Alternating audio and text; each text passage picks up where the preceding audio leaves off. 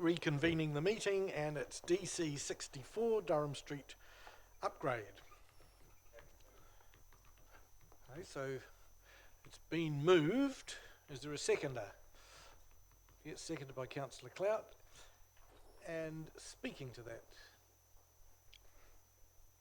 Sorry, you do have a question? Okay, well if you've got questions, I do. I'll take questions as part Thank of you. before that. Yeah, Councillor Stewart and Councillor Morris. So through the chair to our chief executive or staff, I asked for information on how we could reduce the project price going forward and what any variation costs would be. And apart from 2 elected members who didn't like the idea of that, I haven't heard back from anyone. Apologies for my lateness. I had to take a phone call.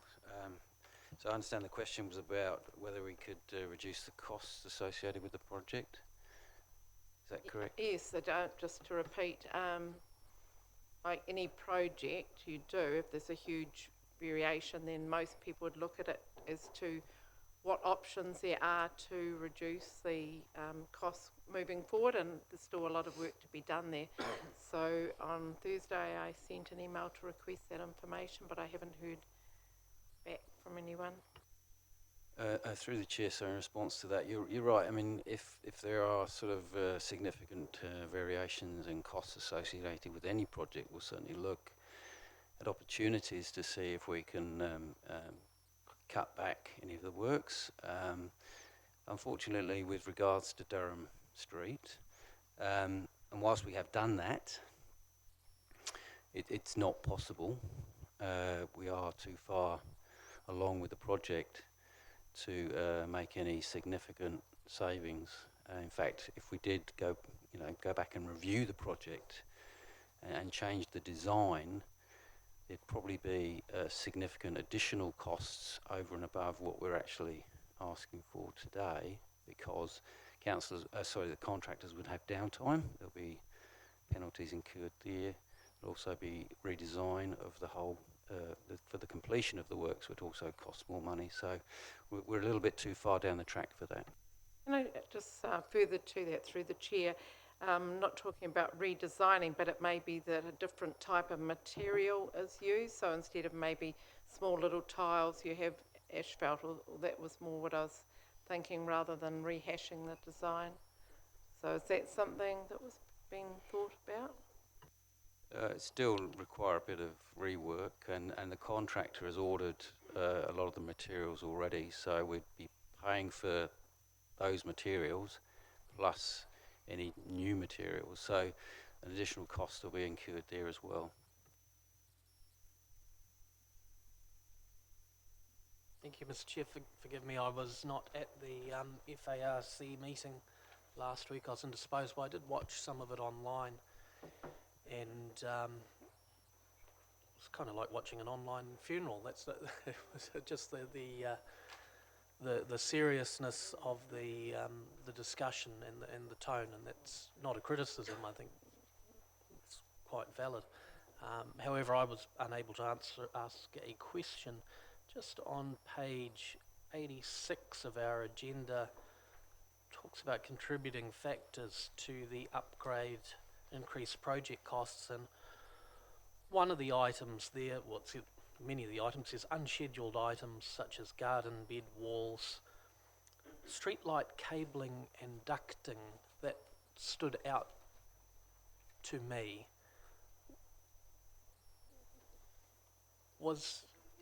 It seems almost somewhat basic that we would take into account streetlight cabling and ducting. Is this additional and beyond what would normally be considered? Why was that not included? Through the chair, perhaps if we could ask Gareth to come forward and speak to this. I think you'll find that Gareth will talk to the time constraints that we're put under to deliver this project to align with the University of Waikato's work, but Gareth, I'll leave it to you. Thank you. That's correct.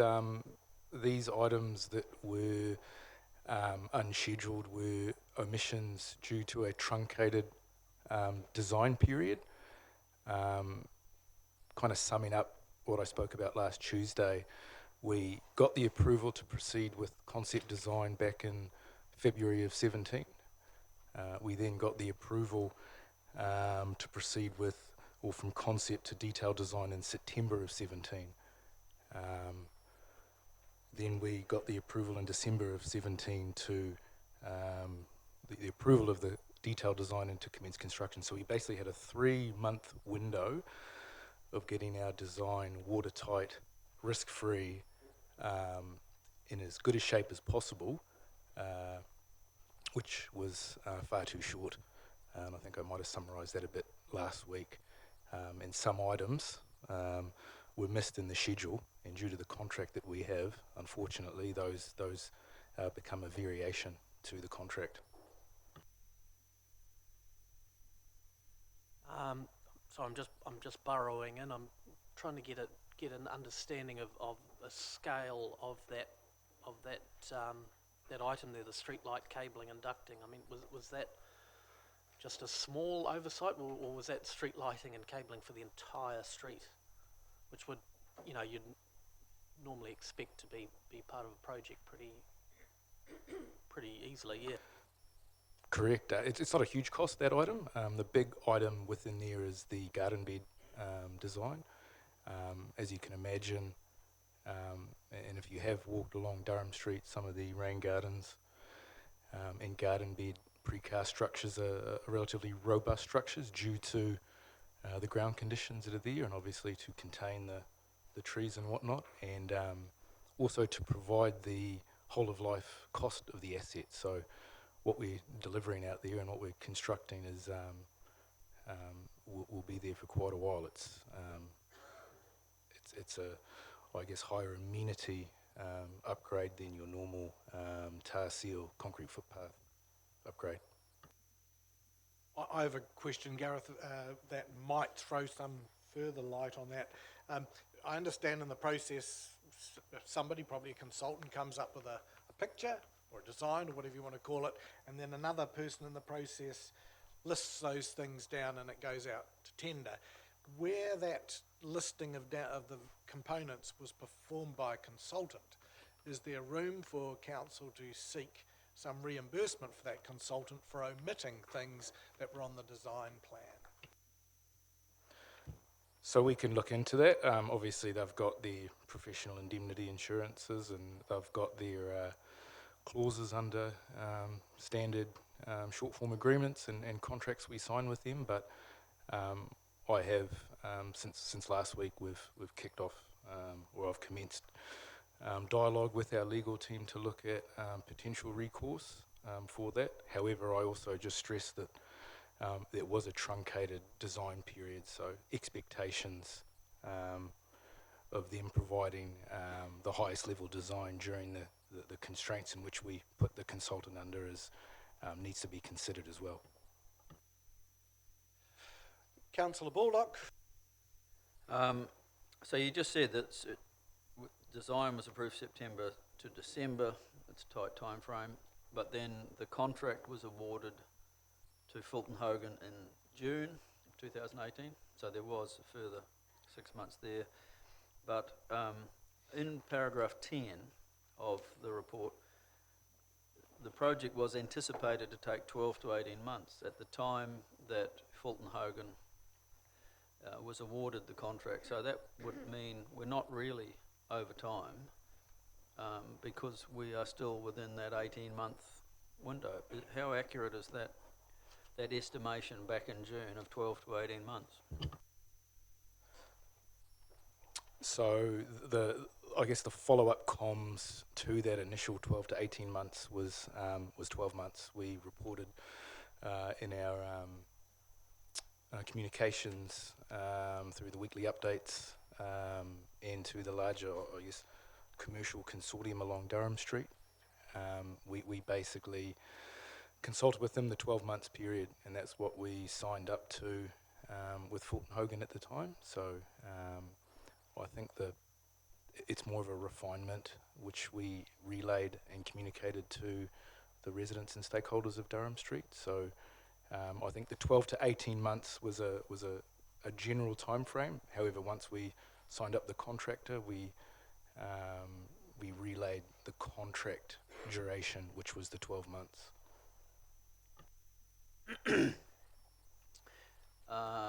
One of the additions was the future-proofing of the southern end to allow for the bus interchange.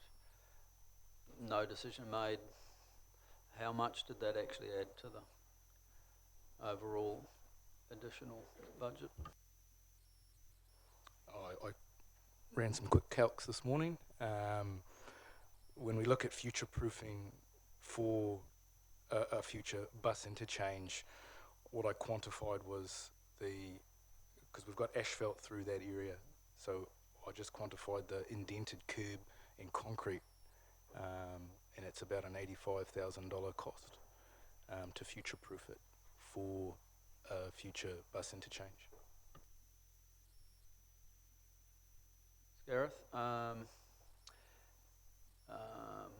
the other thing is, over the whole budget of 10.2 million, which is what it's becoming now, can you don't have weeks and weeks to analyse all this, but can you estimate how much of that is now considered renewal stuff that was under the ground, some stuff we had to deal with once we started the project, and how much of it is actually the streetscape amenity kind of cost for Durham Street that we're seeking to do in regard to its location with the university and so on?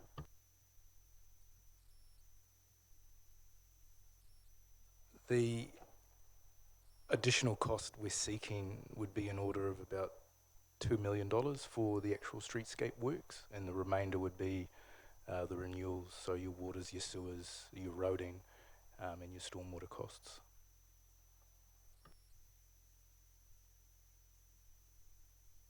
Final question. Last time we brought this up at the FAR committee, I was asking about the arrangement with the University of Waikato, because I was there at the time when we were trying to align the project so that at least Durham Lane would be completed and be ready when they opened the university.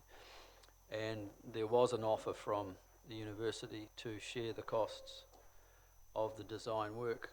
I since found the resolution, and it was a council resolution whereby they would contribute $121,500 if we would move it fast, basically, and try and get it done.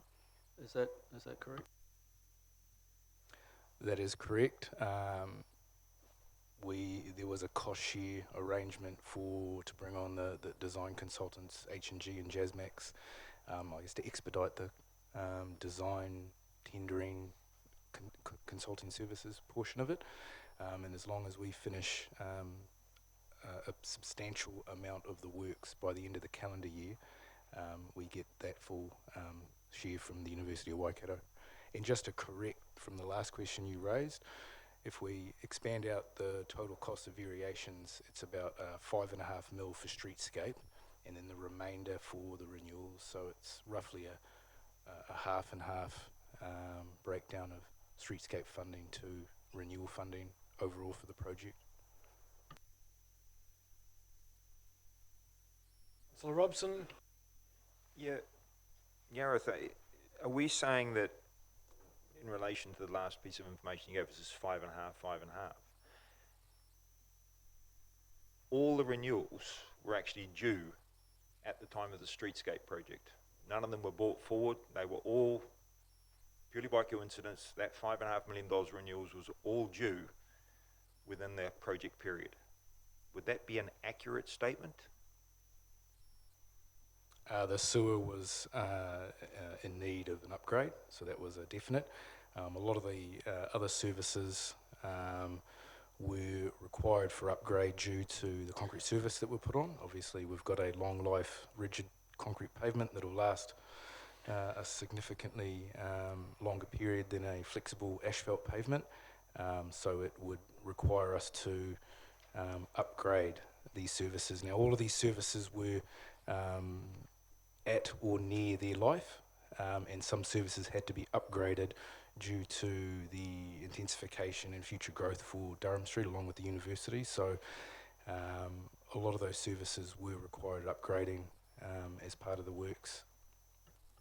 Just to be clear, the 5.5 million on services, not on the streetscape, but on the services, a proportion of that was actually required to be upgraded because of the project itself. I think we also need to clarify that it's also the roading portion of that as well. So even though the services needed to be upgraded, we also had to upgrade the transportation elements within there too. So the pavement, the road, the curb and channel through there as well. What it also doesn't fully capsulate is the stormwater costs. Obviously we're putting in a rain gardens, more environmentally friendly, treat at source stormwater devices that are a bit above and beyond the standard stormwater systems in many urban areas. Entertain a resolution, Councillor Robson? Yes, look, speaking to it, Oh, and the second one was, I just forgot who seconded. Was it Councillor Clout? Yeah, thank you. Yeah. speaking to the resolution, this came, and I suppose the reason I picked it up is it came from a Finance, Audit and Risk Committee meeting. As chair of that committee, I always feel slightly constrained. I subscribe a little bit to Councillor Steve Morris's view that your role as chair is not to dominate or to lead or to abuse your position, but I did opine at the time that I would take the opportunity that when this came before council to speak my view on this project.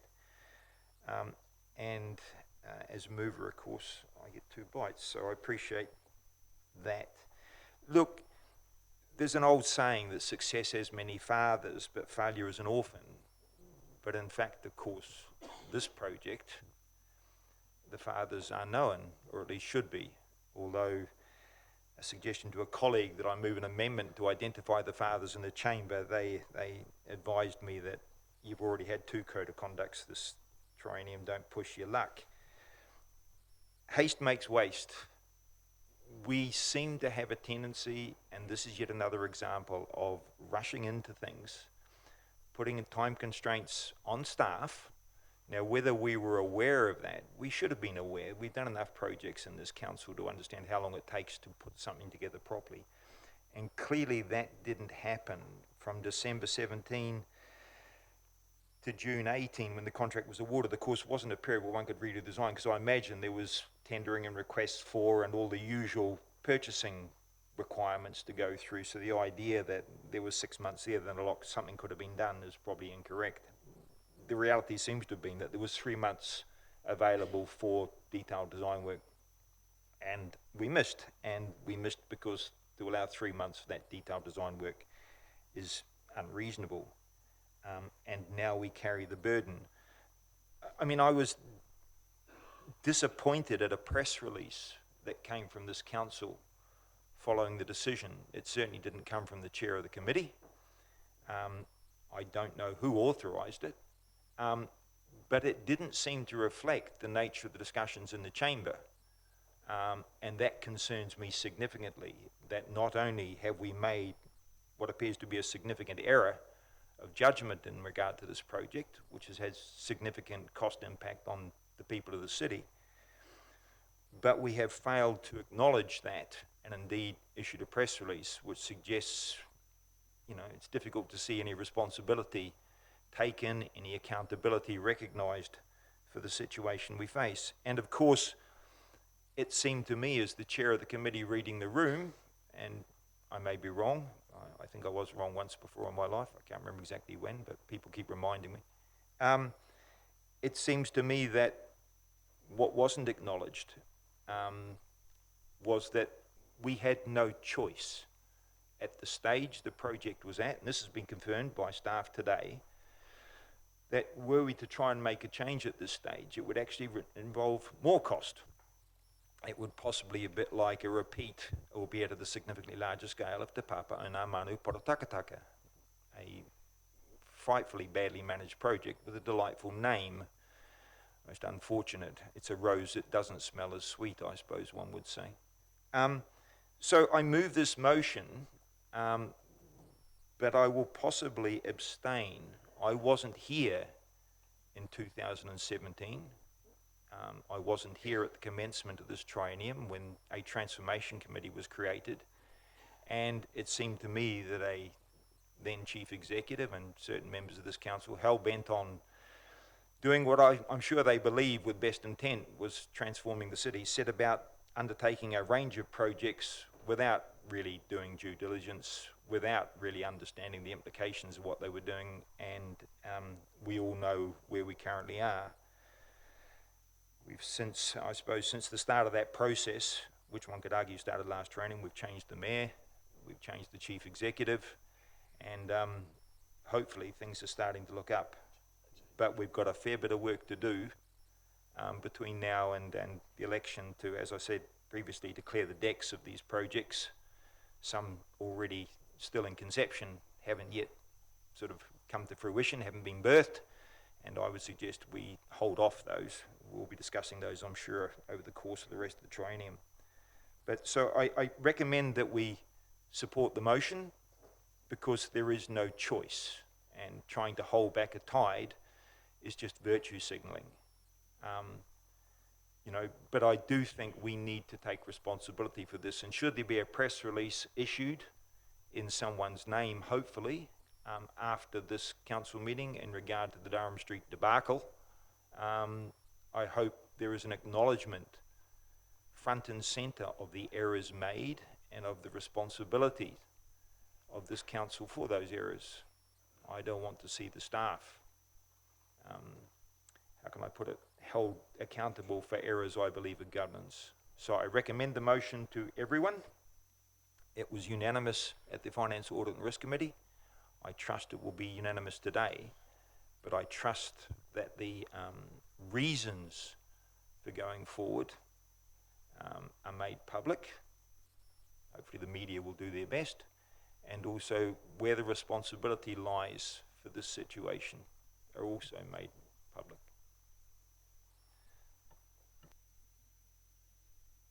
Thank you. Keep it short and simple.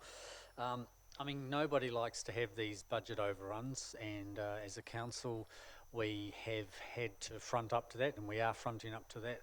I believe that some of the reasons given for the cost overruns, I think, amount to excuses, really. The fundamental issue is that we have not managed this process particularly well, either at a governance level or a management level, and so I think we just need to take the hit.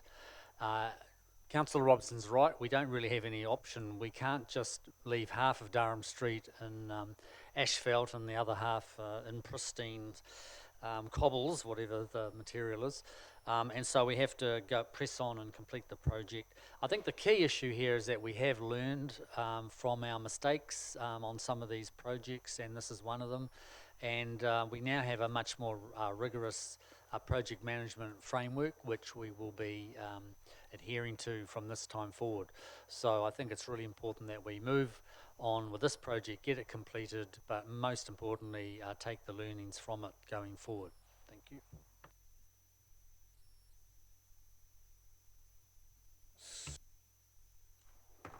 Thank you, Mr. Mayor. I think the public needs to have confidence that their council is able to build a road. This is just basic stuff, and it certainly is a wake-up call. There has been a failure, in my view, of governance, but also of management, and quite frankly, it is, in the strongest terms that you can possibly use in the chamber, it is disgraceful.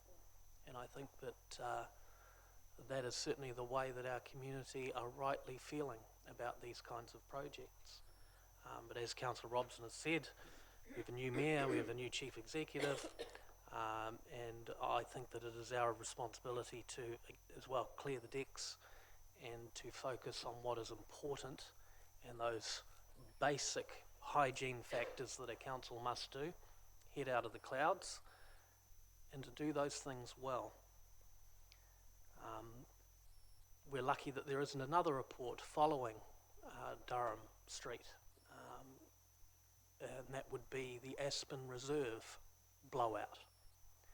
If not for the actions of Councillor Rick Curack, who threw a sandal into that particular project's cogs about 12 months ago, when we were talking about design and build and budgets and that sort of thing. I have no doubt that under the same governance and same project management, that would also be a blowout. So I think the citizens of Tauranga should be grateful to Councillor Curack for his actions at that time.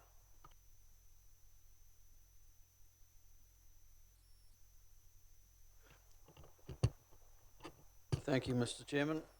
I'm looking at the council resolution of the 19th of September 2017. I admit Councillor Robson wasn't present at that time, but all other members around the table were, and council resolved to proceed with the detailed designs for Durham Street after recommendations from the City Transformation Committee.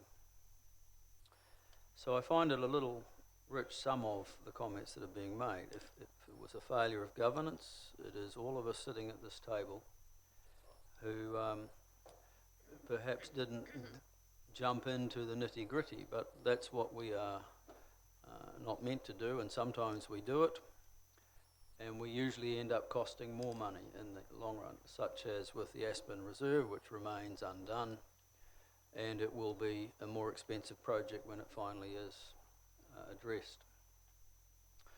I think what the public want us to do is not do things and then dig them up a year or two later and put services through. I know it used to be a common occurrence. You'd see some road done, and then next thing you know, there's some utility there digging across, and people go mad. They go, why didn't you do that when you were doing the road? So when it came to Durham Street, everything possible that could be done to future-proof this work was done, and it ended up costing a lot more than initially anticipated. I don't know anybody sitting around here in governance that can see everything and know everything, has a crystal ball at home. The report clearly shows there were some things that were not known. There were services there to other properties. The ground conditions and so on we know are very prevalent in this city to be coming up with surprises, even though you've done geotech testing and so on. Perhaps there were costs that could have been avoided if we weren't working under some time pressure, but we, all of us, aware of that time pressure, proceeded with this project because the opening of the university was a significant event, and actually it related more to Durham Lane than the completion of the whole Durham Street project. And we managed, didn't finish completely, but we managed to do a pretty good job so that on the day of opening the university, people weren't tripping over pipes and stuff as they walked in from that side of the university, and that was something the university had sought our agreement to, and by using the same architects and so on, we were able to fast track that a little. And some of those costs may well be attributed to that time pressure, but anybody who reads this report in its entirety will see there are many other things that contributed to it. We don't want to have this kind of report. We don't want to have to own up to the fact that things cost more than we estimated, but was it money wasted? I conclude it wasn't. That this project to beautify our city, to provide infrastructure that will last in time is never a waste. It will return to the city and the residents of the city a return in due course. And so I will support the motion to complete it. The last thing we want to do is remove the amenity of the streetscape and put chip seal on top to try and save some money, which I think some elected members might be of a mind to do. We need to finish it. We have a spatial plan for the CBD that has been approved by all of council. We are in a process of delivering that, and I think we should stay the course. Not hiding anything from the public, owning our mistakes where they are made, but nevertheless not trying to stick knives into people who may well not deserve such treatment. Mason? Thank you, Councillor Baldock. Very wise words, which I won't repeat because they don't need repeating. Just one thing that I would like to say, this is about risk, really, and identification of risk in the early days of anything. And I think that's a really important thing for our projects. And I know we've got a new regime in relation to how our projects will be planned and implemented in the future. And just, I guess, an appeal from the elected members to the staff is to flag the risks up front. If we're going to take a risk and manage it in a certain way, get it down in writing. Make sure that we debate it really well, and whack us over the head if we need it. It's really important. Sometimes in the heat of the moment of a meeting, or trying to do the right thing, as I think this project started going off in terms of timeframes, trying to do the right thing, but there were risks. So don't feel afraid to whack us over the head if we're not listening. Really important. Thank you. Lloyd? I'll certainly support it. We can't afford to stop halfway through, regardless of what's happened. I do find it interesting, though, and justifiably so. Councillors are discouraged from getting into the weeds, and I think that's justified. But councillors, on the other hand, are all going to be judged by this overspend come September. And once again, that's how it should be. I think this is a good example of and I believe things are improving. Why we all need to work together. That's councillors, council staff, and the community. As soon as you separate, you start getting difficulties. So working together is incredibly important. As I said before, I do believe we are headed down that path now, which is great. And a previous speaker spoke about we've changed the mayor. Change the CEO. There's only one other change we need now, and we've got the trifecta. So,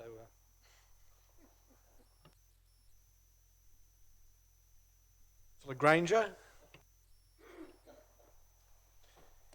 Thanks. It's a hell of a position I'm in, and it has been many times been in that same position. Sometimes you feel like pulling the pin. This is one of them. We're far too down the track to stop this project, we get told. We are far too down the track. So my hands are tied. I have to support it. I will, but with hesitance. Councillor Morris over there mentioned before failure. It's disgraceful. Yes, it is. My terms, it's another botch-up. And I look at it and say, we, the governance, we've had many times to rely on our management. They're the technical advisors. We're not planning engineers. We're not engineers to say this and that. And it annoys me the most when I see and read these things. Unplanned expenditure. Subsurface conditions were scant, along with limited information on below ground services. Archaeological finds, and so that should have been done. There's no excuses, but wasn't. And again, it's just another blowout. And we say here, there are a number of learnings from this project. This will be applied to future streetscape projects. Do we say that to all our other projects as well?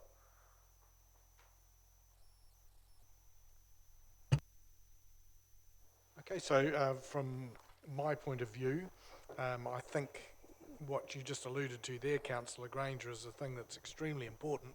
There are some other streetscape projects that will be in the mix. We know roughly when they'll be, so the planning for those should start now, and therefore we will not be caught short, as it were, in terms of that.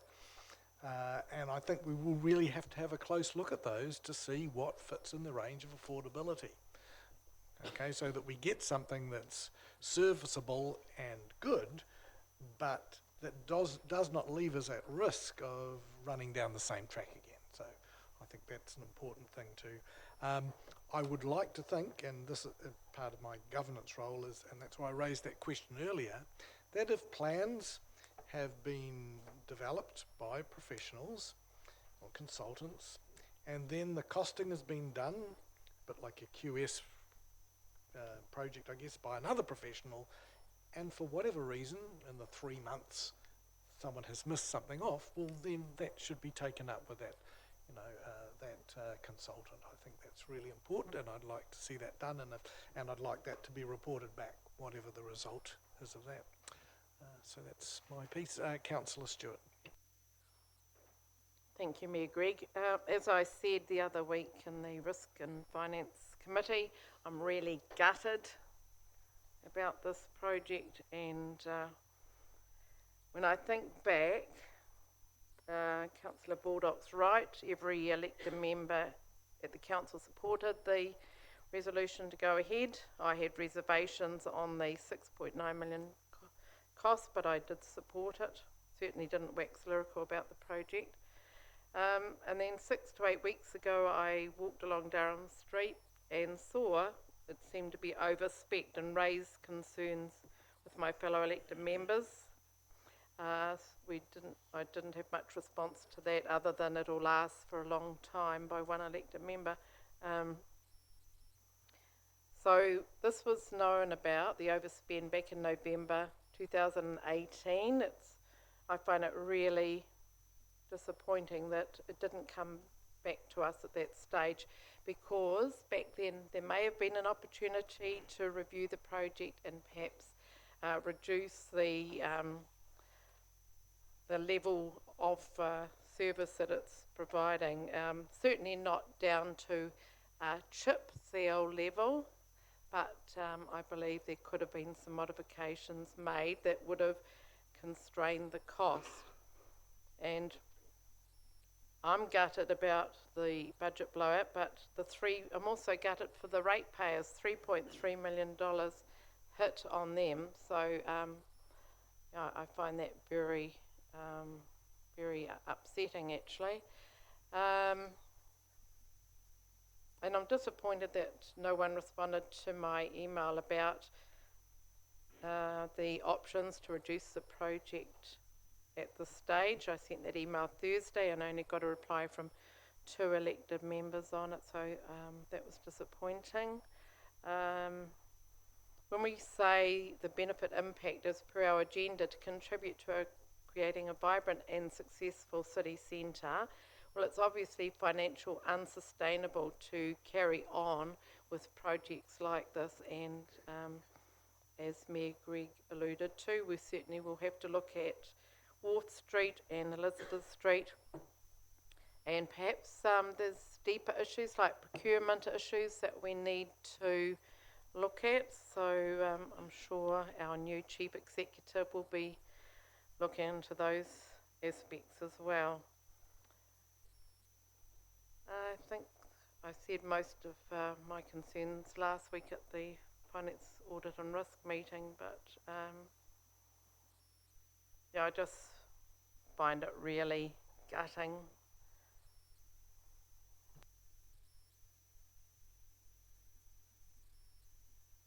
Reply, Councillor. Thank you, Your Worship. Governance, as has often been said, is responsible for basically 2 things: strategy and risk. And when it comes to addressing risk, what's important is the culture of the organisation, and governance set a culture. If you have a culture in an organisation set from the top down, from where the fish rots, I think is the saying, where those who question are attacked as naysayers or cave people or people who are holding the city back, when you see people asking what are good governance questions, critical questions, has this been well thought through, and those people are, how can one put it, criticised to their faces, behind their backs, in conversations, you create a culture where there's a message to staff that they have to get things done. If you have a chief executive who says to the governance, you focus on the vision and I'll make sure things get done, you run the risk of creating a culture where staff are scared to push back. The culture of this organisation is one that the governance is responsible for. I watched this council from not long after I arrived in the city in 2003. I went out in writing in 2016 talking about what it means for good governance. People keep using this false dichotomy, you know, we're not supposed to get into the weeds. No, you're not. But if you set a good culture, and if you ask the right critical questions, you won't need to be there. It's a false dichotomy. The culture of this organisation, the performance of the staff, the performance of management is our responsibility. If you abdicate, as I believe the previous mayor did, the responsibility for the direction and pace at which this council will operate to an enthusiastic, I assume well-intentioned chief executive, you've abdicated your responsibility completely. And it is your responsibility. Point of clarification, Your Worship, was the City Transformation Committee a committee of the whole?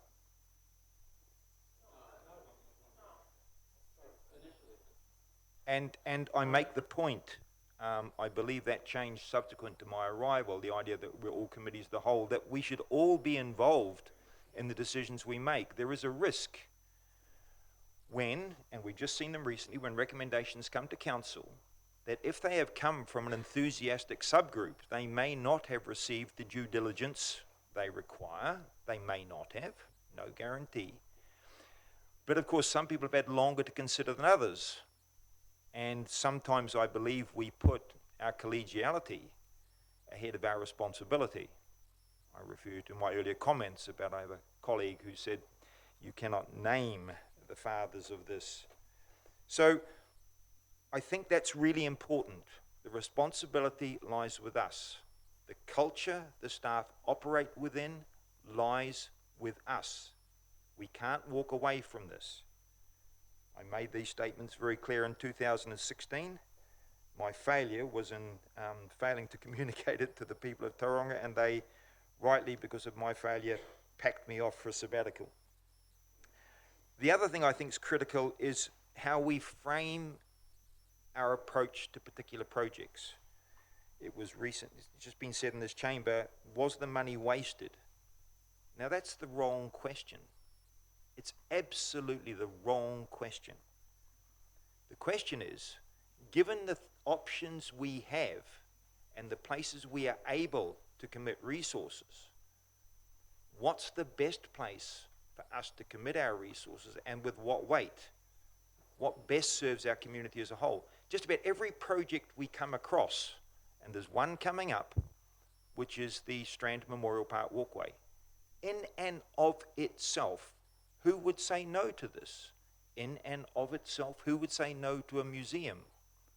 But when the museum's $55 million and the community hasn't been properly informed about the economics of such a thing, when the project is, if you like, positively put to the community but not in a balanced way, right, we lose sight of the fact that we continue to operate in silos. Our job is to understand the opportunity cost of the decisions we make. Not in and of itself, is this a good thing, but is this a better thing? Point of order, Mr. Chairman. Yeah, I believe the member might need some help with a right of replies to address comments, but also that he's had his 5 minutes for the right of reply.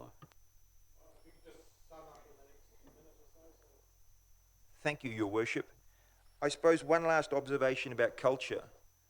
When you have chairs that refuse to allow debate and questions around significant topics of strategy, you really are looking at the authors of the misfortunes we currently face. I'll leave it to the public to judge how many of those people should be reappointed, reselected, re-elected come October. Thank you. Okay, so I'll put that all in favour, say aye. Aye. Against? No. Okay, so that'll just show of hands. So myself, Councillor Robson, Councillor Malloy, Granger, Clout, Mason, Kurak, Baldock and Morris, and against, Councillor Stewart. Okay, so that's carried. Thank you. And now on to a new item. Chief Executive's report to council meetings. Thank you, Worship, councillors. I'm pleased to present the Chief Executive's report, in which I allude to a number of points of interest. I'll draw councillors' attention to community facilities, namely the Bay Court, Text and the Mount Holiday Park, that have been recognised for delivering quality services to the community. Also, our after-hours contact centre has been successful in securing a further contract with Taupo District Council and Western Bay District Council for after-hours services. And in relation to the Haireni slip lane, councillors can expect an update, a more in-depth update on the timing of that project in the upcoming Project Services and Operations Committee. I'm happy to answer any questions you may have. Leclerc and Morris. Thank you, Your Worship, and thank you, Marty, for that update. On paragraph 3, the Memorial Park to City Centre Coastal Pathway, can you please make sure that when the report comes back to us in July, we have some sort of estimated costs associated with that? I realise that we can't have full costs until the final detailed design is completed, but just an idea on the likely estimated costs, because that will form the context for us moving forward or not. Thanks. Through your worship, I can look into that. It's my understanding that no design work has been done on this, so there'll be very, very rough estimations. Again, I think it goes to the point that when we go out and consult on these projects, to fully consult, it's probably helpful if we have sufficient information upon which people can give us meaningful feedback, as opposed to, does this sound like a good idea or not?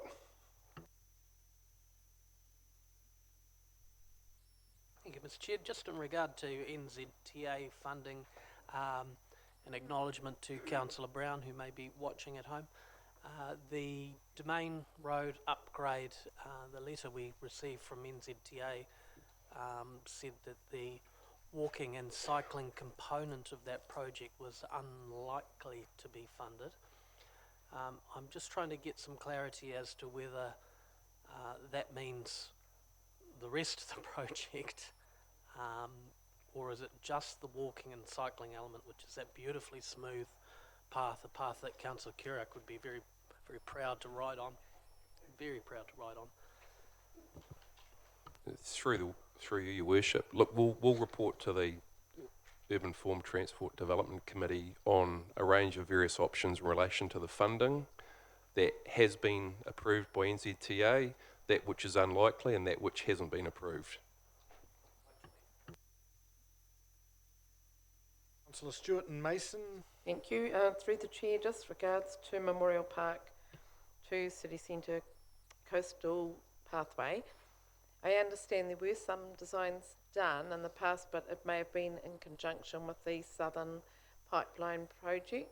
So there has been things going on and off for many years on this topic, and I'm sure there will be some information stored away somewhere in the council.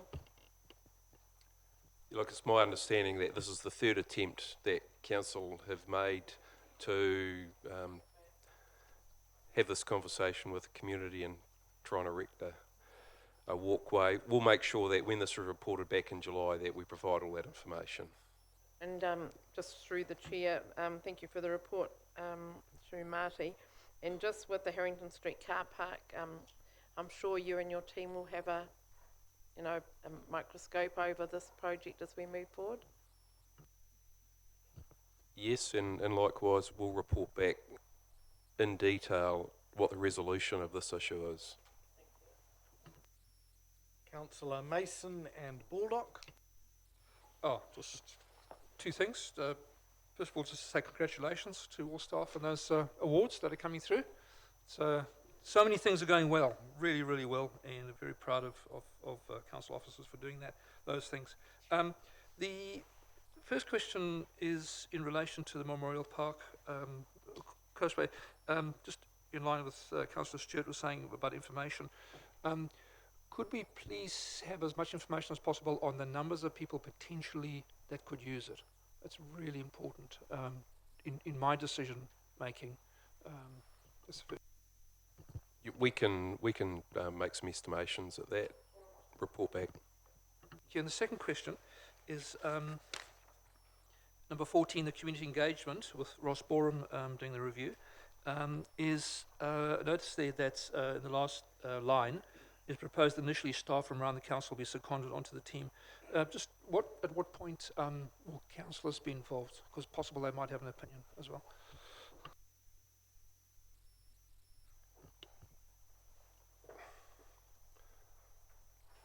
Can I just ask in what respect councillors would be involved in this process? Is this going to end up being a report to council with a set of recommendations, or just how is it? So I'm just looking for the process of what's going to come out of it, and at what point are we involved? Is there a decision or anything? So there are two things happening. One is that the comms and engagement of council has been reviewed by the Baldwin Boyle Group independently. Aside from that, we've engaged and employed Ross Borum to come in to essentially oversee council's engagement function, which will be part of the comms and engagement. So Ross will form a team. Over a period of time, he'll employ people, and they will lead and assist project managers and business owners throughout the organisation to deliver a framework through which we can conduct appropriate engagement. So on a case-by-case or project-by-project basis, there may be an opportunity for councillors to be involved as it takes place now. I mean, LTP is a very good example of where councillors should be involved in leading a community engagement process throughout an LTP when it's delivered. So it would be at a point when we're actually engaging with the community that councillors, in my view, would be involved on a case-by-case basis.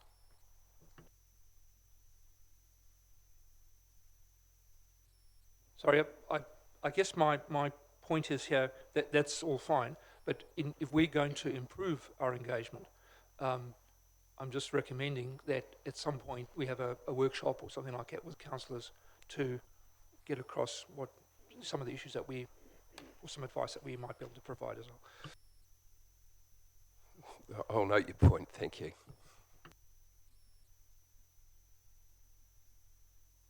Happy to move if there's no more questions.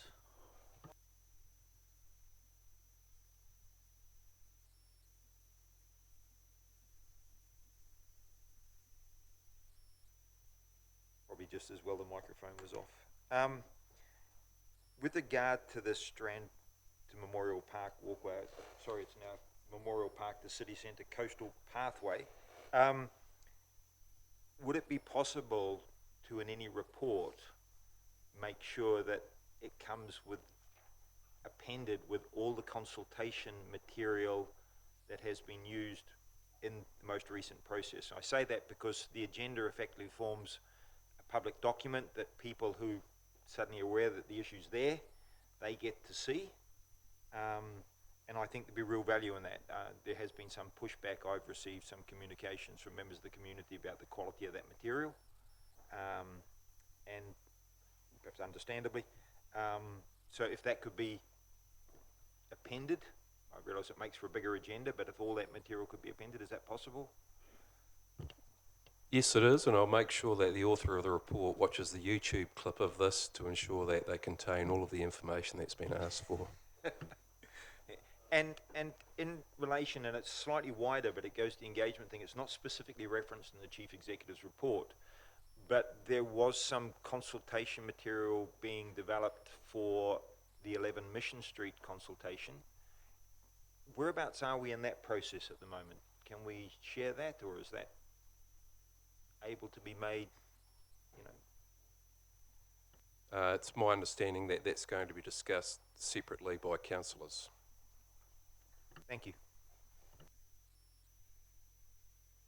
Allied to this, with regard to the CBD and the response plan, I'd like to see a fairly detailed report on the response plan and its effects and how it's working. I know it started before our current CEO, so he hasn't the responsibility for it to a large extent. But I believe we are heading in the right direction. But there are things, that please, can we work a bit harder to support the CBD? I think we do. For example, we are looking at some rates relief in Durham Street, but I believe that's too little, too late. It's been going on for so long there. I'm aware of one retailer there who is just around the corner who claims that, that it's destroyed her business, her life, her marriage, or the whole amount of 9 yards. And I strongly believe we need to do more. I don't believe we've adequately addressed the risks to the CBD, which are caused in some part by our actions going forward. 25% of the ground floor businesses in the CBD are empty, and I'm predicting by the time winter comes around, end of winter, it'll probably be closer to 30%. And I hesitate to be negative in terms of our city, but unless people are working with you and understand or accept it, then you've got to keep beating the drum. I fully accept that in 5 years' time, a significant amount of the works will be completed in our city, and the CBD will be a fantastic place. I keep saying that time and time again. It will be a great place. But the next few years, we need to do more to support our city businesses, because it's not altogether their fault, the position that they find themselves in. And I know the Main Street have got a program coming up that's going to be very effective. I don't want to go into that. That's for them to talk about. But I'd like to see things like we provide a shopping shuttle like they have in Rotorua, which would assist businesses. And I'd like to see an investment like free buses into the CBD. I mean, it'll cost money, yes. But it's costing our business owners and they're a hell of a lot more money on a personal level at the moment by us not doing something like that. So once again, it's a plea. Please, can we work harder? Please, can we look at doing more to support the CBD? And I look forward to a full report on that response plan next time round. Thank you. Councillor Bullock. You're happy to move the recommendation, receive the report.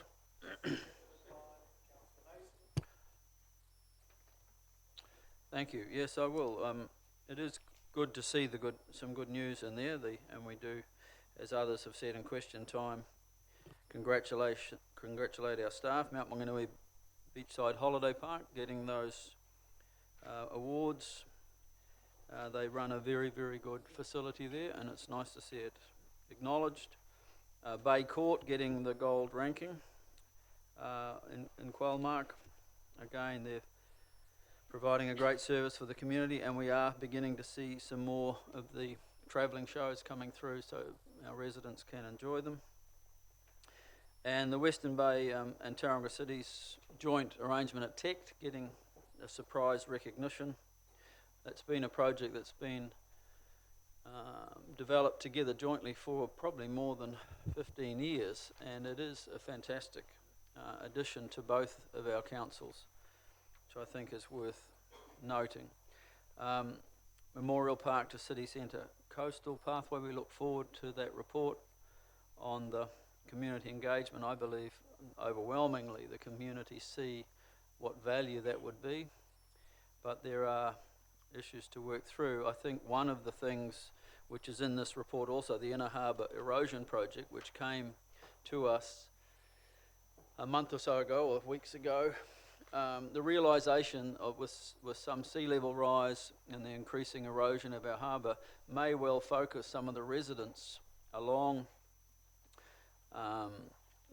where the Memorial Park to the City Centre Coastal Pathway would go. It may focus their thinking about not just keeping this project out, but actually see that this is one way in which their properties may actually be protected from what inevitably is going to occur. They're going to lose some of that property from coastal erosion. It's pretty much a reality. And when we walked along there in our gumboots, you know, there's nothing much to be proud about there. It's been neglected for too long. So I hope we will still press on with that in receiving the community engagement results, and then engaging further with the residents along there and finding a win-win, so that that project can eventually be delivered for us. It may be eligible for some NZTA funding, although that is a challenge in the current environment.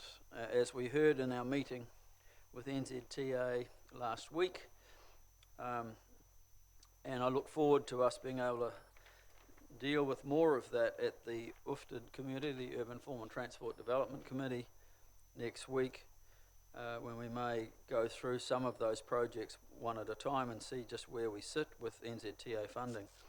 I was surprised though last week when Councillor Robson recommended that Mark Radcliffe Google Nuremberg, and I don't know that everybody understood exactly what he was talking about, but I hope it wasn't in relationship to Nazism or anything like that, which would seem to be the implication at the time. I went home and Googled it and found that Nuremberg has a ring road.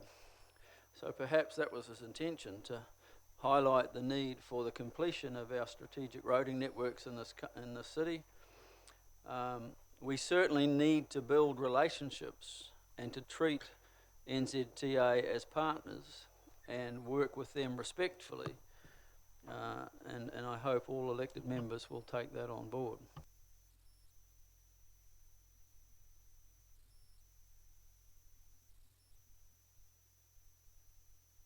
I'm happy to receive the Chief Executive's report. Yeah, look, with regard to the, I'm happy to support the motion, by the way. With regard to the Chief Executive's report, I fear it understates the scope, breadth, depth of the work that's been undertaken by the Chief Executive currently. So I'd like to see a little bit more of this.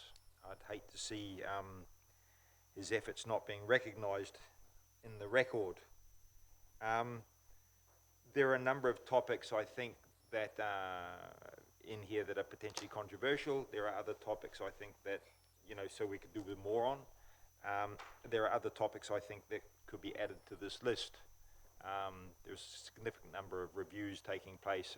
You know, I think that the Marine Precinct would be one that I know people in both operating within the Marine Precinct, for instance, and people in the local fishing industry would be interested to know where we are with that topic. So there's a number of topics. Now, with regard to, if I can, Your Worship, just respond to Councillor Baldock's question. And the context is forever important, so if you'll indulge me, there was a meeting held where the acting, I think it is, Chief Executive of NZTA came to speak to people locally here in Tauranga. He didn't seem to have much new to say, but it's nice for him to visit and get a feel for the issues facing this city, this sub-region, indeed this region. And I have to say, Mayor Gary Webber made a very, very good point about the lack of alignment between the statutory frameworks that we have to operate within and the statutory frameworks effectively NZTA operates, and the fact that there's a complete and utter misalignment which makes planning in a coordinated way helpful. Interestingly enough, the talk of partnership is obviously a matter of debate at NZTA. The previous acting chief executive, they're going through them at a vast rate of knots at the moment, made some comment about moving from partnership to acting more like a purchaser or a purchaser provider concept, something that failed abysmally in the UK health system, an artificial construct. There should be a partnership, but the truth is that, and Mark was at pains to point this out, or perhaps it was just painful for him to acknowledge this, is that NZTA are, in his words, an execution wing of central government. Their job is to execute, he said, central government policy. My observation with regard to Nuremberg is it is not a defence when you do things that are indefensible to claim that you're operating under instruction from central government. And Nuremberg was a famous example where that defence was tried and failed. Mr. Ratcliffe subsequently took another question from me about what advice NZTA was giving this government, because under their own legal framework they give advice on the matters of their jurisdiction, and he was unable to share the advice he is giving central government with regard to our situation, which I was very much disappointed by, because in the spirit of partnership I would hope that the advice he is giving central government in relation to Tauranga is advice he could share with the governance of this city. But hey, look, he's new. This relationship is one that's in development. Hopefully he will stay around long enough for the relationship to bear fruit, although I have my doubts.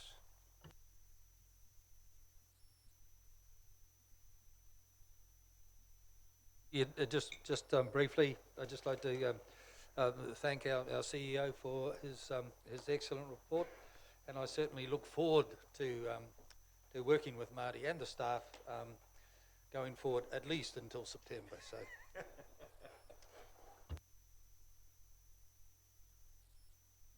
Just to add my congratulations to the staff of the various sectors that were recognised nationally. I think that's great. We do take a bit of a thrashing on a number of occasions, and so I think that on these occasions we can actually praise those organisations for the way they're working and making our city a better place. Other speakers?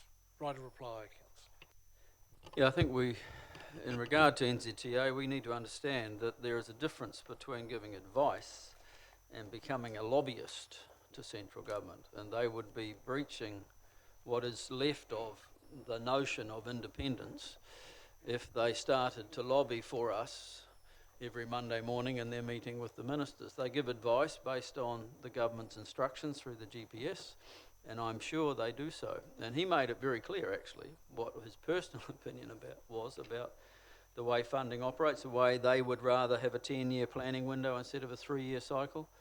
One of the things that is nuts in this country is that we have an ideological commitment to not borrowing money for roading projects. And so we only spend every year what we collect from road user charges and excise tax. And that has been a limit on our country for decades, in my opinion. We ought to be borrowing and doing projects properly going forward into the future. But Mark acknowledged they can't change that. Obviously they can't. It's a central government issue that has to be changed if it ever is going to get changed. But I believe out of good respect and good relationships with the officials from Wellington, there is much we can get achieved, and I think we should focus on that when we are in meetings with them to the best of our ability. So I'll put that the report be received. All in favour say aye. Aye. Against. So that's carried. DC 123, amendments to the traffic and parking bylaw. Just take any questions on any of those first. Councillor Stewart. You on page 100, under consultation for Willow Street with regards to removing, as I understand, 8 car parking spaces. Our report says at the time of writing, engagement in progress. I just wondered if we can have an update, please. Through the chair, that engagement process has been completed, and as far as I'm aware, we haven't received any negative responses to that. If I can follow up through the chair, did you speak to businesses like Broncos and the affected people out here? We did engagement with the businesses between Harrington and Hamilton Street, but not Broncos directly, no. Sorry, if I can just ask another question on that. If we're removing 8 parking spaces, surely that would impact on them as well. So why didn't you maybe do it a bit wider? Good question.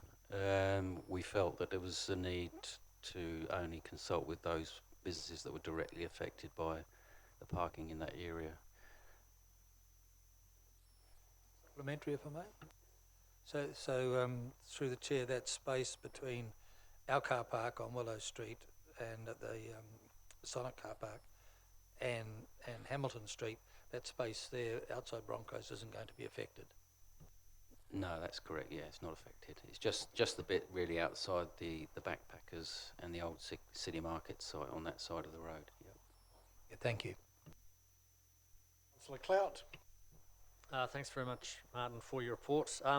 I noticed that there are quite a few instances where no parking restrictions have been initiated by residents, wanting clearance from driveways and intersections. What's the process that we go through to assess? Because, do you get one person making a request and you're all, you're into it, or do you have to get a collection of residents making a request? So what's the process that we go through to sort of prioritise those no stopping restrictions? Through the chair, so those restrictions are generally driven by safety concerns. So as soon as we get an email or a phone call in that somebody's got a concern about some parking, one of the team will then put it on the list to go and have a look at, make an assessment of whether there actually is an issue there or not. Probably 5 times out of 10 we might take action on those. The rest of the time sometimes it's just a short-term issue. It's not a long-term issue that needs resolved. Thank you. So supplementary, that can be on the basis of just one person making that request rather than a collection of people? That's correct. Certainly if we go out there and we feel there is a safety risk and we've seen that risk for ourselves, then we will take action to resolve that. If it's a wider no stopping issue that will result in a lot of roadside parking being removed from a road, then that's a wider consultation exercise with the residents of that street. But if it's at, say, an intersection, it's a safety issue, we will try and address it. Thank you.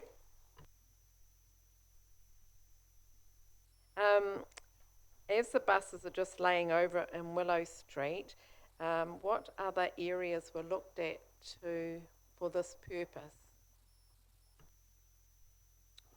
Through the chair, so look, we've made a few changes up on Durham Street outside Bay Court and the TV3 area as well to try and accommodate some additional buses in there, but the regional council have told us that the situation on Willow Street is really, really hard for them to manage with the increased number of buses coming into this area, so they requested that we find more space for them for laying over, which we felt the location we picked was the least contentious in the area. I mean, their request was actually for it to be a bit closer to the current interchange. If I can just clarify, is it intended that these new 8 spaces will be utilised for departures for passengers? No, this is a layover area. It's in response to the changing of legislation around meal breaks and rest periods. There's more buses actually required to lay over in this area than there was previously. Have seen buses laying over down by Sulphur Point, so I just wonder why we didn't think of somewhere like that, given that parking is so crucial to the CBD, as Councillor Malloy points out, whatever we can do to help, and with all the streets closed. So I just wonder why we're I just don't understand, given all our street closures and demand on parking. Through the chair, the issue of places like Sulphur Point is it's just too far away from an operational perspective for the regional councils to run their services efficiently. So it's quite a elaborate timetable that they're now running, so they do need to be close to the area where the services are starting or finishing. I have noticed myself as I've been down that way, a number of buses using that. They then congest the intersection getting back out onto Murrayleys Road is often held up, and they also preventing in some cases boat and trailer parking. So wherever you put it, it seems to be a bit of a problem. But Councillor Baldock. Yeah, through you, Mr. Chair, to Martin, but, you know, there are other places that aren't that far away that we could have, I mean, there is a councillor who's very committed to Harrington Street being used as a bus interchange, and while it's closed off halfway, the top half of that, big wide street, surely they could lay over there and be able to call into Willow Street pretty quickly. I don't see really the need to get rid of more parking there in front of retail facilities that just for the. Have you looked into that on Harrington Street as an option? Through the chair, no, we haven't looked at Harrington Street. But look, I'm happy to take your concerns away. We could pass this report and remove that particular item so we can do some further work, if that's your wish. And we're going to have a further discussion with the Regional Council on it. Happy to do that. And that's where a group to walk around and have a look, perhaps with Martin as well at the same time, and get a better understanding. That would be good for everybody. Councillor Malloy. Yeah, through the chair, the 180 metres on Durham Street, extending south from Spring Street, and the 32 metres from Elizabeth Street extending north. That's new parking restriction, and why?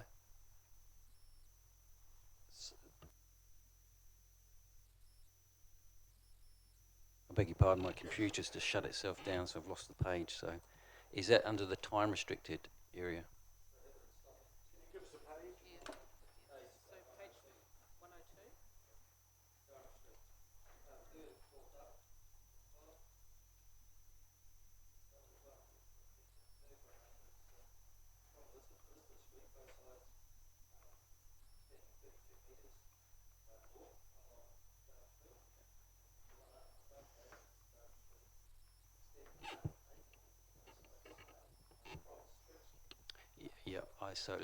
I know what this one's about now. So through the chair, responding to that question, it's all to do with the upgrade of Durham Street.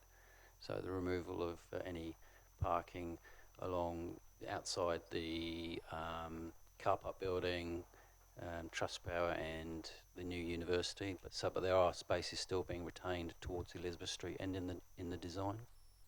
Spaces that are lost. That's correct. Some of it wasn't there anyway.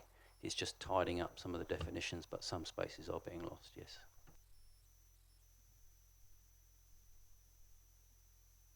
Anybody prepared to move with the exception of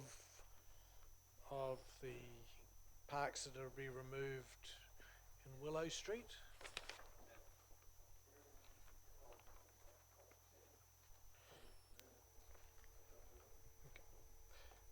Okay, so we're receiving report DC 123, we're adopting it with the exception, we're going to get the wording right?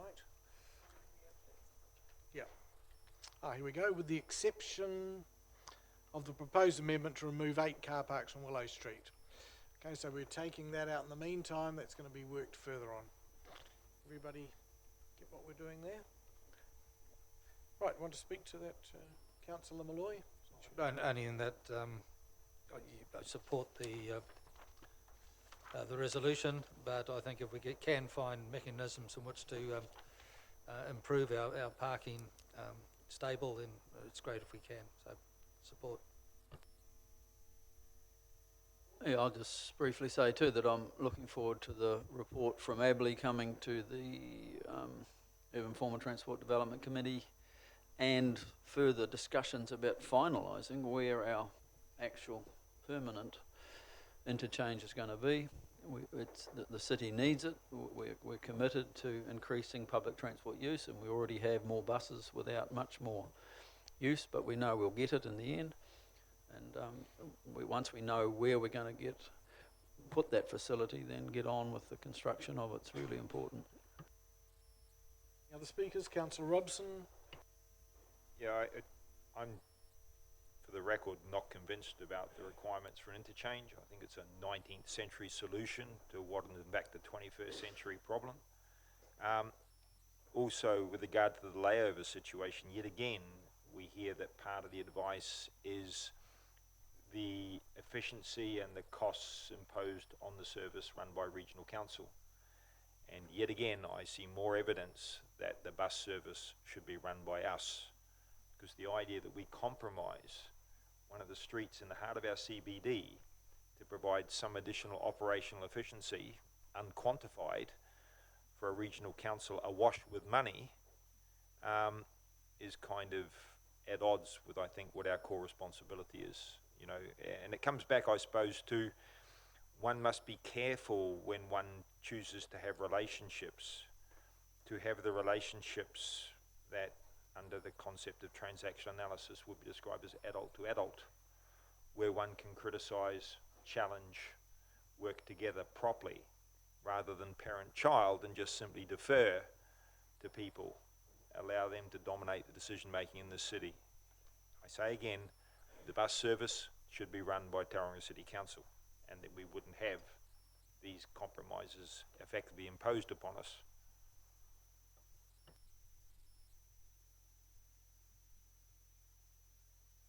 I'm pleased that we're going to re-look at removing 8 spaces. We have a habit of removing car park spaces all too readily, so given all the road closures, it's absolutely critical that we can do our best to work out something that doesn't compromise the ability for people to park in the city.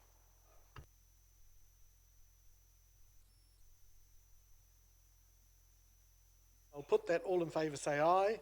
Aye. Against? So that's carried. DC 112.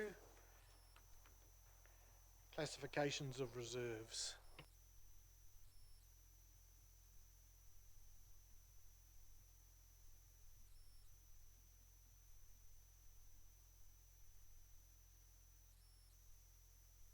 Did you want to say a few words? If you'd like me to, I'm happy Yes, to I think introduce. just a few would be great. Thank you. Cool. Good morning. So this report is following on from a previous decision at the end of 2017 to declare some land parcels as reserve and to proceed to notification to change the classification and to declare other parcels as reserve land. So we undertook the consultation that we were directed to alongside our reserve management plan consultation toward the end of last year, and so that's why we're coming to you with the feedback now, even though the initial resolution was from 2017. So there's a number of resolutions to be passed. So the first one is relating to one parcel which is shown on Appendix D, and that's just one small part of Waikario East Reserve South, which was omitted from the 2017 report. And if you decide to pass that resolution today, then we'll be able to complete the classification of all of the parcels that form that title. Resolutions B, C, D, and E all relate to the 4 parcels that you'd agreed to consult on back in 2017. So we received a number of submissions from a number of members of the public alongside the Reserve Management Plan consultation. The vast majority of these were in support of the proposal, and that is summarised at paragraph 7 of the council report. In response to the submissions and opposition that were raised, there's majority of people didn't actually provide a reason of why they opposed the proposal. There were only 7 submissions total in opposition. I'll just raise that. And on the basis of that feedback, we are still recommending that these parcels are either declared as reserve land or their classification is changed as proposed. And then there's 2 other, Resolution F is simply to amend the existing resolution from 2017 to exclude a parcel of Matua Salt Marsh and an access way down to Papamoa Beach from being classified, because since that time we've determined that actually it's more appropriate just to retain their current legal status and not actually go through with that process. So those parcels are illustrated in Appendix E and F. I'm happy to answer any questions.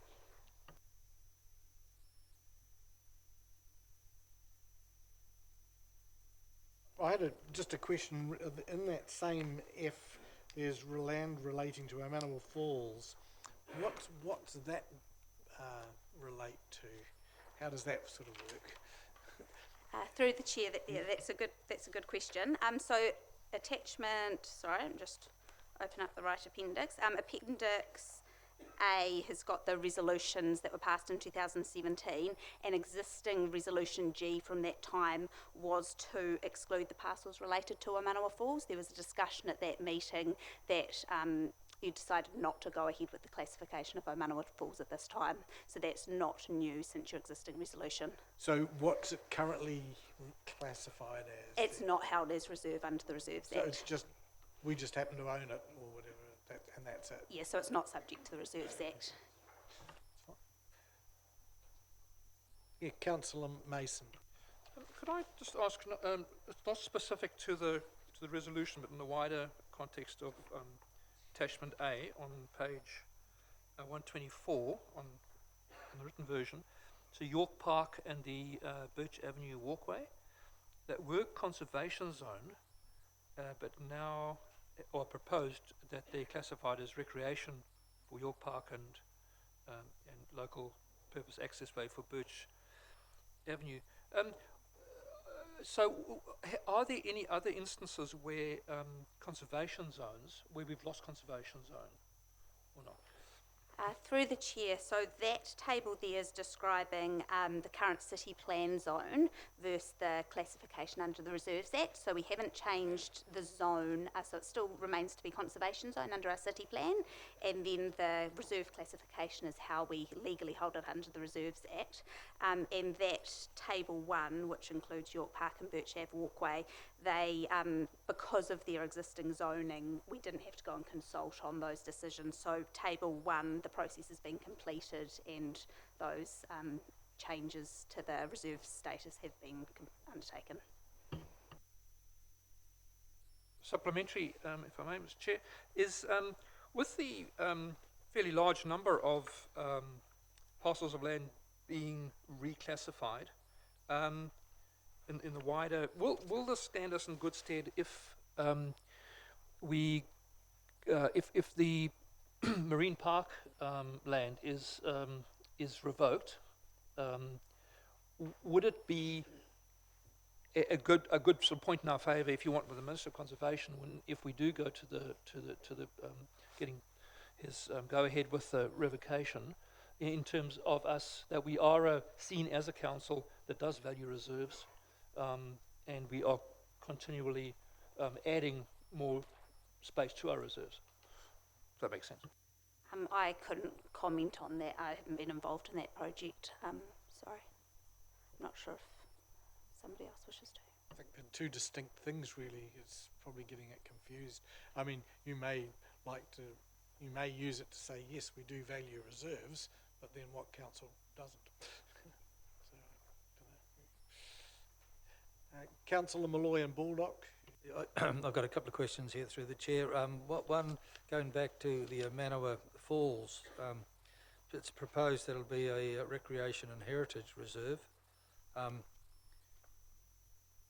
And other questions relating to this too, would it not be better as a community use reserve, which it seems to me that community use gives us an awful lot more flexibility. I don't know whether it puts more reserves under threat, but it certainly gives you a element of flexibility there with what we're trying to do at Amanawa. You'd like to comment on that? Through the chair, so we're not currently proposing to make any change to Omanawa Falls. It was decided at the 2017 meeting just to leave the legal status not held under the Reserves Act at this point. So the 2017 resolution has excluded Omanawa Falls from this proposal. Thank you for that.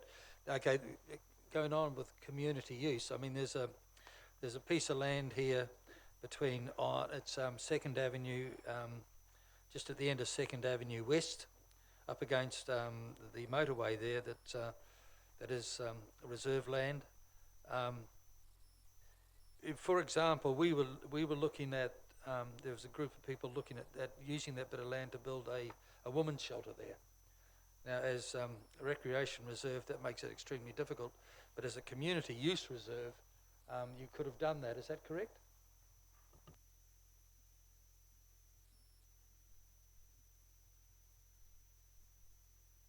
You're looking at this site on Appendix D.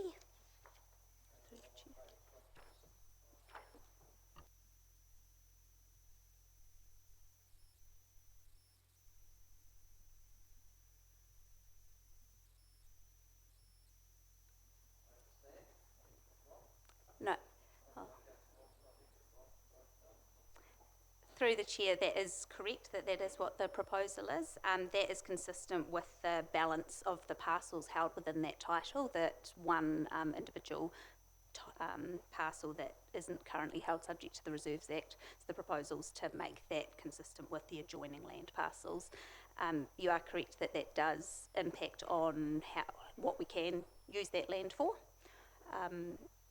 Whether or not that would be appropriate for community building, I'd need to go away and have a look at that. I can't comment on that right now, sorry. It was the point that I was trying to make there about community reserve. The other one I want to make about community reserves and the domain and the Wharapai domain up at the domain. There was a group looking at potentially using a sports building on Wharapai domain, and we were hoping that we could use that as a drop-in centre for some of our homeless during the day, because it's basically empty. It's been used for storage at this point in time. It has showers, it has a kitchen, it has toilets, and it's not been used for any great purpose. It could be ideal, but we couldn't go there because it's recreation reserve, whereas if it's a community use reserve, we would have been able to do that. And I'd certainly like, I'm a bit late with this, I know, because but we need to look at that because it was so restrictive. There are other possibilities up on the domain as well that we couldn't progress because it's a recreation reserve as opposed to a community use reserve. So I just want to flag that. It should have been flagged earlier, I know, but it's never too late. So if you could respond to that, please. So to look at parcels outside what's currently proposed would be a new resolution, something we'd need to go and look at separately, the appropriateness of that.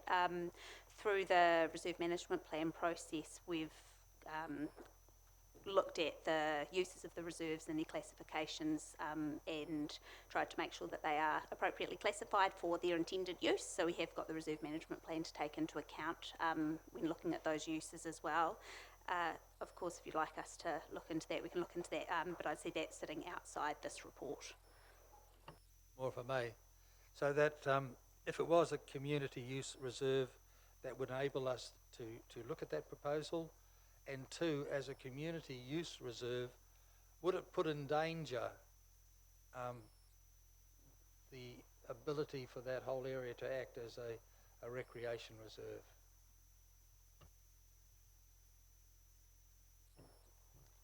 I'd like to go away and look at the detail of the Act just to make sure the advice I'm providing is most accurate there.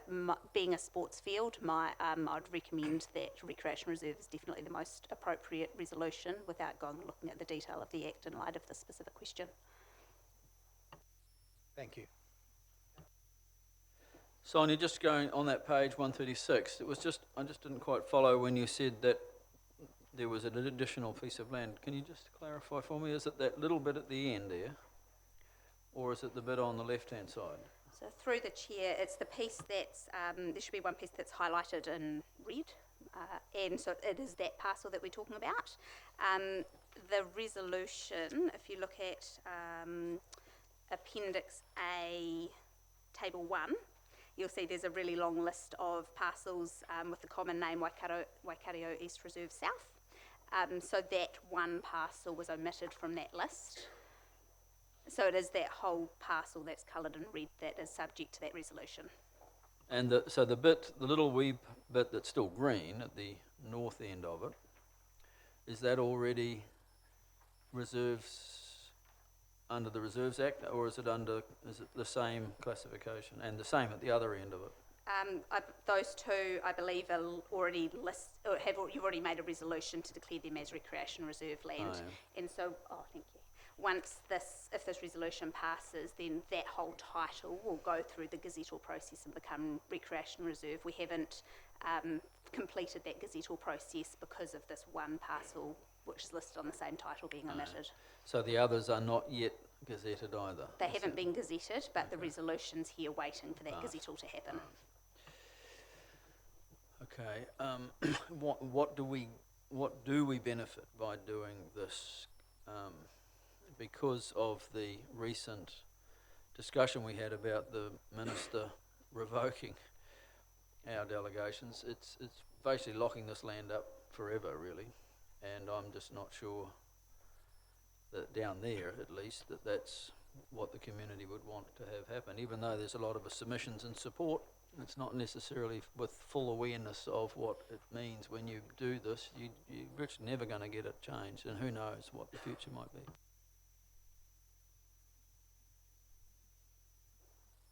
So by declaring the parcel as reserve under the Reserves Act, we are protecting it as reserve land into the future, so it will be subject to the Reserves Act.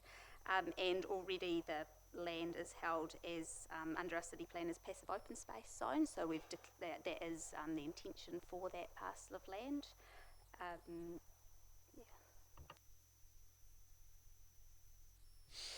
Okay, if there are no further questions, Councillor Baldock? I'd just like to ask if we could take at least C as a separate vote. I'm certainly not going to support it at this point.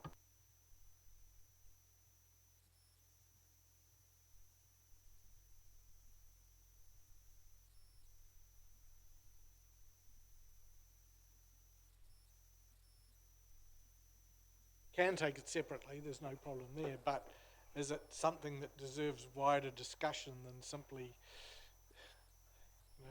Clarification? Yeah. The land immediately to the south of that green space, is that also, that is, like we're just talking about the area that's in red, but the land around it, like the land to the south, is that reserve? Through the chair, can I just make one clarification there? Resolution C is talking to so there's two parcels of that Waikato East Reserve that are subject to separate resolutions. So Resolution C, if you have a look at Appendix B, sorry for all the numbers, Image 2 of Appendix B is the parcel that the resolution that is being discussed at the moment.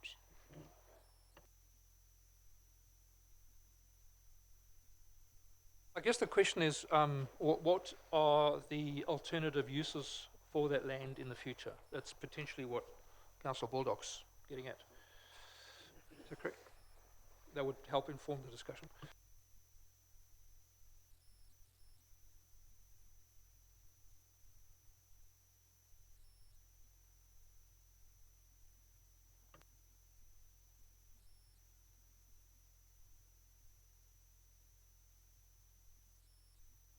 I haven't got an alternatives assessment undertaken for that parcel of land. I will also just raise that, because I thought we were talking about the other parcel before. On this parcel we did receive submissions at paragraph 11 of the report talks to that, and the submissions were in the theme of recognising the recreational use of that parcel due to its proximity to the city. But I haven't got an alternatives options assessment of how else that parcel could be used.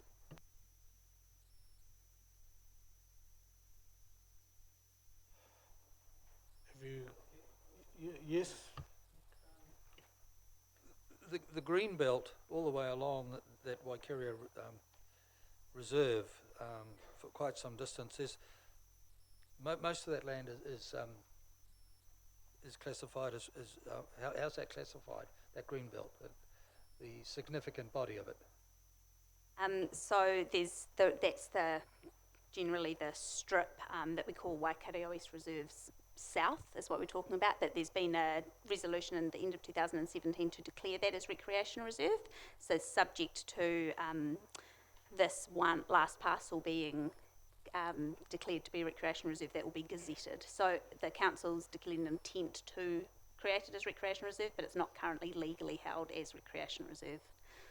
And just to have that strip all the way along there. Correct. Thank you, and this is part of it. Thank you. So Sonia, this is really our last opportunity if we wish to revisit that idea, because it hasn't yet been gazetted. We could amend the resolution at some point and deal with this if we wish to. That's correct. Yeah. That happened, would you need to reconsult if you, or not? No. No, through the chair, just in terms of that Waikato reserves area, there was a lot of community discussion and debate about it at the time. Council had made some decision to sell some of these areas of land. There was a whole lot of history in terms of when the Takatimu Drive was originally planned to be constructed, and that green strip was part of the mitigation of the impacts of Takatimu Drive to those residential areas. So if you, and my understanding was that the decision for this to become reserve grew out of that engagement process with the community. That's not to say you can't do something else, but I think there would certainly be quite an obligation to go back to that particular community who were very much involved in this discussion about the use of this land if you were to do something different than what is proposed in these resolutions. Councillor Malloy, Robson, Just one more. Mason. That strip of land along there would go all the way to 15th Avenue where the flyover comes down. If we were looking to extend 15th Avenue down on to Route K, if that was a reserve classification there, would that make it difficult? Is it going to be reserve, and would it make it a difficulty for us? I'll need to go away and have a look at the maps and come back to answer that question, so I can have a look at the parcels that you're talking about and their legal description. The only maps I have in front of me, unfortunately, are the ones that were subject to those resolutions, but I'm more than happy to do that if you'd like me to. Like to flag. Okay, well, I think I'd sort of hope we might finish the meeting before lunchtime, but it's extended on. We'll have a 1 hour break now. You might like to, if you've got anything you want to ask further information on, do that now. We'll resume at 1:30 and we'll consider the rest of this item then. We have one more item then in public, and then we're going to confidential. So we'll adjourn for 1 hour till 1:30. Thank you.